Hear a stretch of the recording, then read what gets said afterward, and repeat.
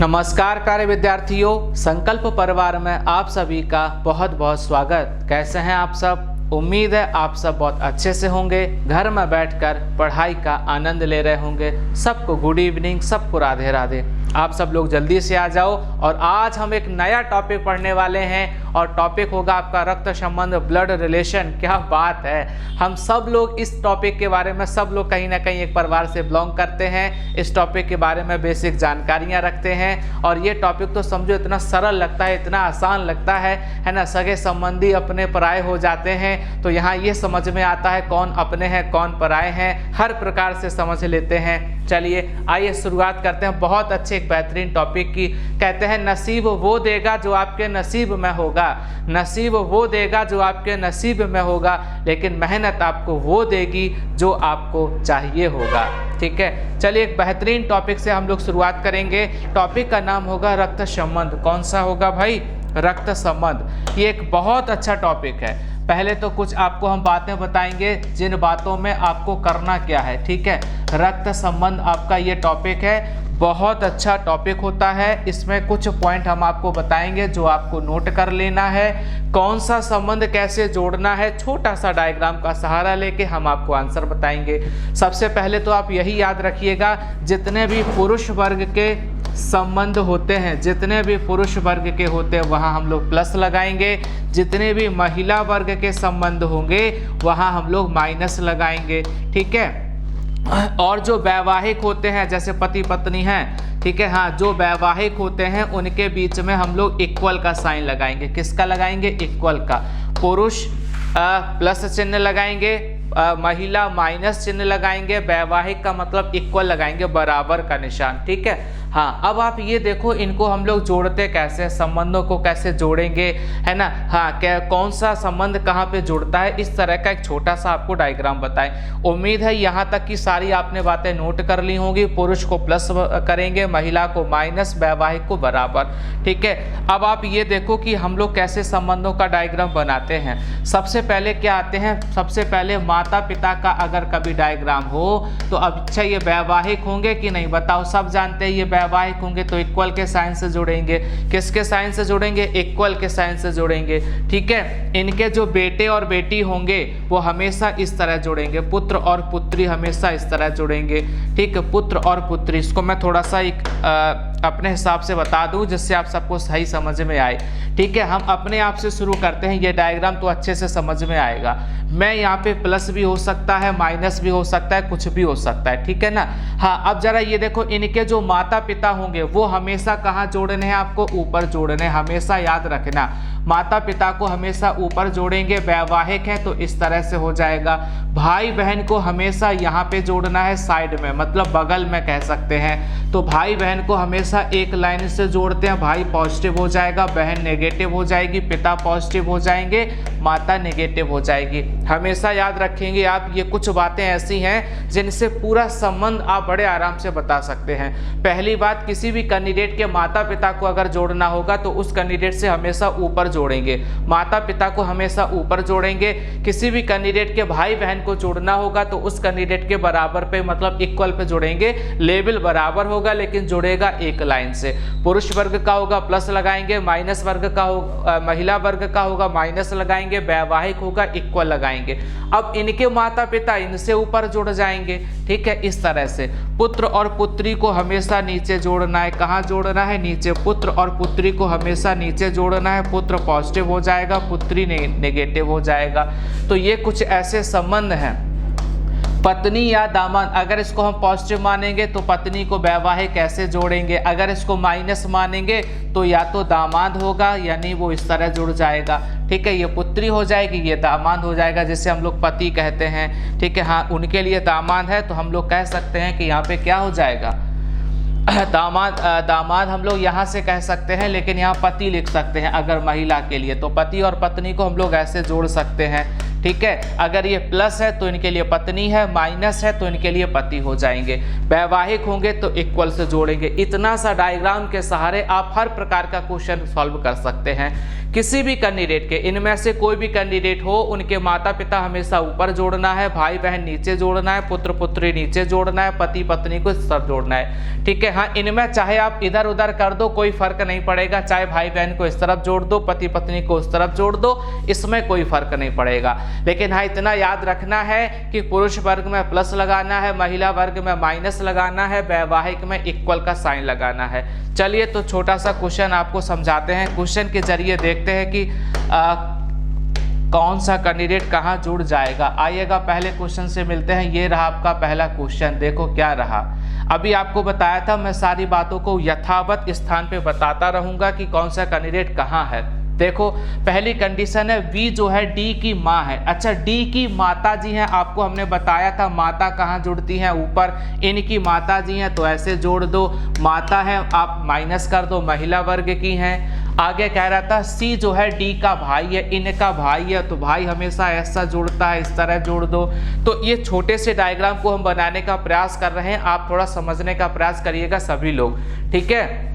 D की माता जी है, डी की माता जी हो जाएंगी इस तरह से, डी के भाई है इस तरह से हो जाएंगे, भाई है पुरुष वर्ग के हैं, प्लस लगाया है, माता जी है महिला वर्ग की है, माइनस लगाया है, माता को हमेशा ऊपर जोड़ते हैं, भाई बहन को इस तरफ जोड़ते हैं। एच ई की बेटी है, अभी न तो एच है न तो ई है, अभी इसको हम नहीं कर सकते हैं, आगे पढ़िएगा। कह रहा था जबकि डी जो है ई की पत्नी है। देखो ये डी पत्नी है, ये पत्नी है, अगर ये पत्नी है तो ई कौन हो जाएंगे, इनके पति हो जाएंगे। लो ये पत्नी है, ये पति इस तरह हो जाएंगे, ठीक है। डी जो है ई की पत्नी है तो ई की पत्नी है। अब देखो ई की बेटी एच थी, अगर ई की बेटी एच है तो इस तरह से, बेटी आपको पता है पुत्र पुत्री नीचे जुड़ते हैं। लो पूरा डायग्राम बन गया था। क्या पूछा था, ई और सी में आपस, अच्छा ई और सी में क्या संबंध है। देखो कहाँ पर है ई और सी, यहाँ पर है। इनमें देखो क्या संबंध है, आपको पता है इनकी ये पत्नी है, पत्नी के भाई हैं, इनकी ये पत्नी है, पत्नी के भाई हैं। ये वाला जो कैंडिडेट है, ठीक है, हाँ ध्यान से देना, ये वाला जो कैंडिडेट है वो साला कहलाएगा। पत्नी के भाई को क्या कहते हैं, ये तो आपसे अच्छा कौन जानता है ना। तो पत्नी के भाई को साला कहते हैं। अच्छा ये कौन है, इनकी बहन के पति हैं तो ये बहनोई हो जाएंगे, है ना। अब आप देखो ऑप्शन में क्या लिखा है, तो बहनोई लिखा था। लो राइट आंसर बहनोई हो गया। क्या बात है, मुझे पता था कि ये सब रिश्ते आप ना हमसे पहले बता सकते हैं, आप बड़े इंटेलिजेंट हैं, ठीक है। तो इस तरह से डायग्राम को हम लोग सॉल्व करेंगे हमेशा इस तरह के क्वेश्चन को हम लोग ऐसे ही सॉल्व करेंगे, आपका आंसर हमेशा 100% सही आएगा। माता जी को ऊपर बनाएंगे, भाई को इस तरफ बनाएंगे, ये जानकारी को बाद में बनाएंगे, अभी इसका यूज था नहीं। डी ई की पत्नी थी तो ई की बेटी एच बना दिया है। अब कह रहा था ई और सी का बताना था, इन दोनों का। आपको पता है इनके ये भाई हैं, बराबर पे भाई जोड़ते हैं, इनकी ये पत्नी है, ठीक है। तो अब जरा हम एक तरफ से शुरू करो, चाहे यहाँ से करें चाहे यहाँ से। अगर यहाँ से करेंगे तो पत्नी के भाई हो जाएंगे। देखो इनकी ये पत्नी, पत्नी के भाई कौन हो गए, साला हो गए। अगर यहाँ से शुरू करेंगे तो इनकी बहन है, बहन के पति कौन, ये बहन है, ये बहन के पति कौन हो गए, बहनोई हो गए। लो कितना आसान क्वेश्चन था। उम्मीद है आपने पहले क्वेश्चन को अच्छे से समझ लिया होगा, ठीक है। अगर पहला क्वेश्चन समझ में आया होगा तो दूसरा क्वेश्चन भी तो आप ही बताएंगे। चलो बताओ भाई है क्या। डी जो है ए का पुत्र है, ए का पुत्र है, आपको पता है पुत्र कहाँ जोड़ते हैं, नीचे, तो ए का पुत्र है, पुरुष वर्ग का है तो प्लस लगा दो। सी जो है पी की माता है, अभी आई नहीं है कहीं, हाँ बाद में कहा था। और डी की पत्नी है, किसके लिए कहा जा रहा है, सी के लिए। सी जो है डी की पत्नी है, लो इनकी पत्नी बना दो इस तरह से। किसी की माता बताई गई है, पी की माता है तो पी से ये ऊपर जुड़ जाएंगी। कितना आसान क्वेश्चन था भाई। क्या कह रहा था, देखो डी ए का पुत्र है, ए का बेटा है ये, तो ये बेटा हो गया है, ठीक है। डी की पत्नी सी बताई गई हैं, ये जो सी है ये पी की माता बताई गई हैं। ए का बताना था, कहाँ से बताना था, सी से, ठीक है। हाँ ये बताना, ये कौन है, सी से बताना था। अब जरा देखो, इनके पति, पति के ये पिता भी हो सकते हैं, पति की माता भी हो सकती हैं, पुरुष महिला का कोई निश्चित तो है नहीं, तो ये सास भी हो सकती हैं, ये ससुर भी हो सकते हैं, तो दोनों में से कोई भी हो सकते हैं। हम लोग कह सकते हैं डाटा अपर्याप्त है। क्या हो जाएगा? डाटा अपर्याप्त है। तो इस तरह के क्वेश्चन को आपको कैसे सॉल्व करना है, अच्छे से कैसे समझना है, थोड़ा सा ध्यान देना, ठीक है। हाँ, उसने पूछा था ए का बताना था, ए का ये कौन है, कहाँ से देखना था? सी से। इनके पति की माता भी हो सकती है, पति के पिता भी हो सकते हैं, क्योंकि यहाँ जेंडर डिसाइड नहीं था। ए का पुत्र है, इनका जेंडर डिसाइड था, ये पुत्र है, लेकिन ये नहीं बताया था ये पिता है कि माँ है, इसलिए यहाँ पे डाटा पर्याप्त हो जाएगा। चलिए आगे बढ़ते हैं, क्वेश्चन नंबर 3 की तरफ आते हैं। बहुत बेहतरीन क्वेश्चन नंबर 3 हो जाएगा। चलो देखो क्या हो जाएगा। क्वेश्चन नंबर 3 कह रहा था जी एस के दादाजी हैं, एस के दादा हैं, एस के दादा कौन होते हैं? इनके पिता होंगे, उनके पिता हो जाएंगे, ये हैं जी, दादाजी हैं, एस के दादा हो गए, पिताजी के पिताजी दादा हो गए। बी के केवल 2 पुत्र हैं, ई और एफ होंगे, अभी तो बी हमें पता नहीं कहाँ है। कह रहा था जी के केवल ए और बी पुत्र हैं। अच्छा, इनके 2 बेटे हैं, इनके कौन कौन बेटे हैं? 2 बेटे हैं, कौन कौन है? ए और बी, 2 बेटे हैं, थोड़ा ध्यान देना।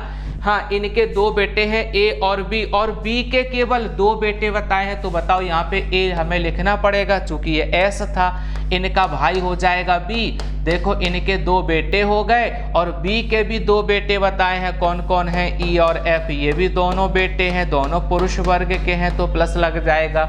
लो, आसान क्वेश्चन था। पूछा था एस के पिता कौन है? अरे भाई साहब, एस के पिता तो ए दिख रहे हैं, एस के पिता कौन दिख रहे हैं? बताओ ये कौन है? तो आप कहेंगे ए है। लो, राइट आंसर ए हो गया था, है ना। अगर ऐसे क्वेश्चन आ जाए तो बड़े सरल हो गए। अब आपको यही क्वेश्चन सरल लगने लगे होंगे।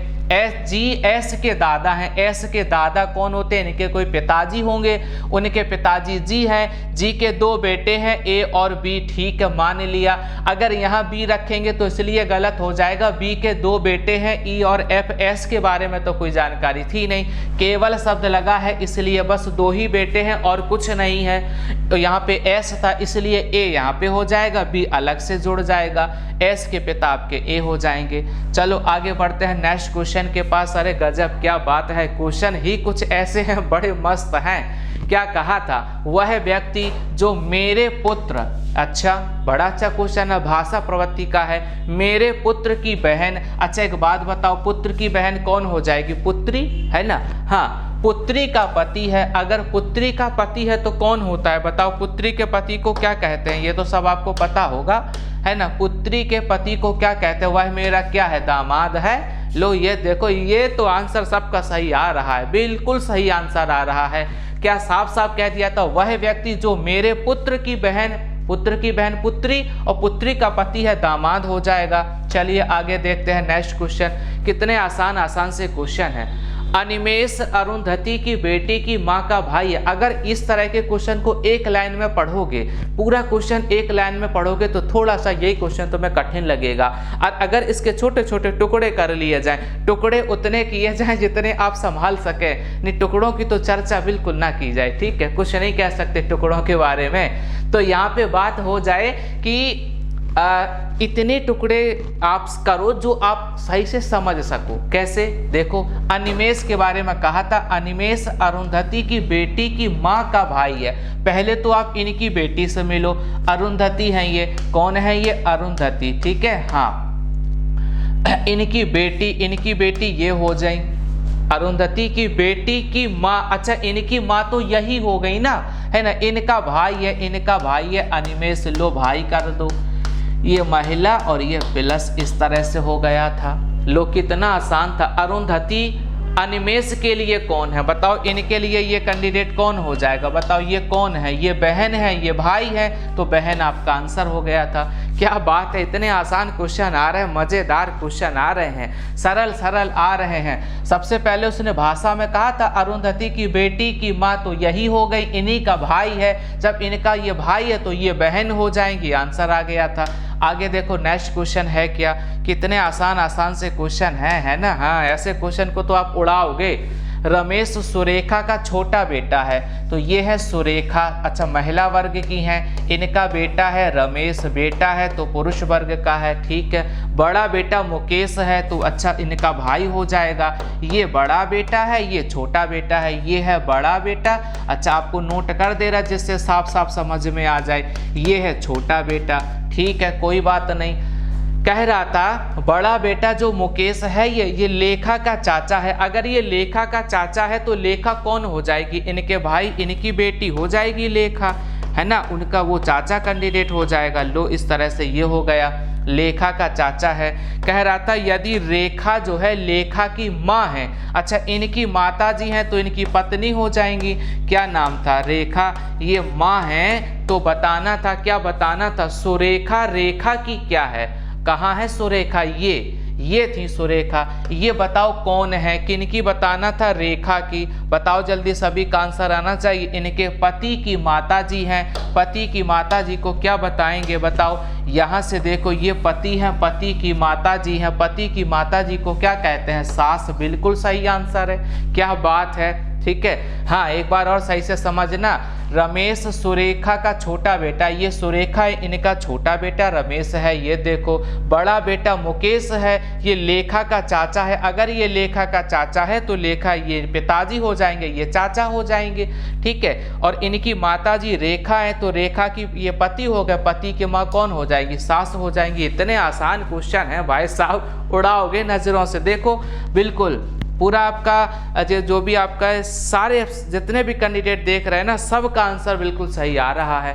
देखो क्वेश्चन नंबर 7 देखो, ये भी बड़ा आसान है। चलो देखो है क्या, ए बी का पति है। अच्छा, ए पति है, इनमें ध्यान देना है। बी का पति है तो बी पत्नी होगी, इनके पति ए हो गए।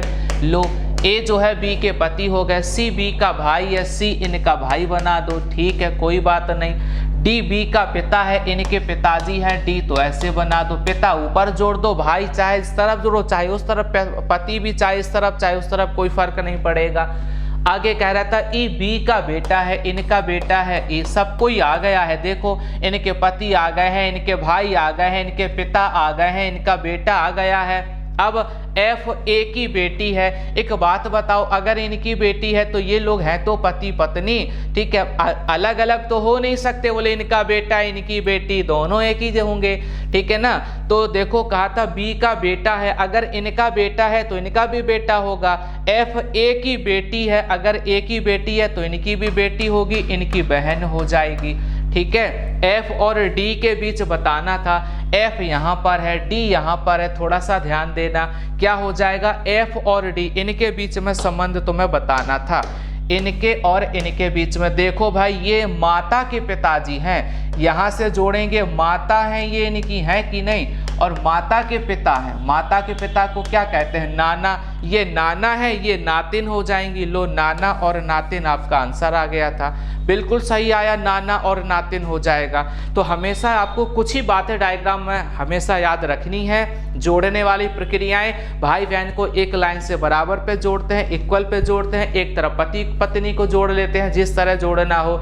माता पिता हमेशा ऊपर रहते हैं, पुत्र पुत्री ऊपर नीचे हो जाएंगे, माता पिता ऊपर है, पुत्र पुत्री नीचे है, ठीक है। महिला वर्ग माइनस है, पुरुष वर्ग प्लस है। वैवाहिक जिनकी शादी हो जाती है, ठीक है ना, उनके बीच में बराबर का निशान लगाते हैं, फिर उनमें देख लेते हैं, जो पूछा जाएगा वही आपका आंसर हो जाएगा।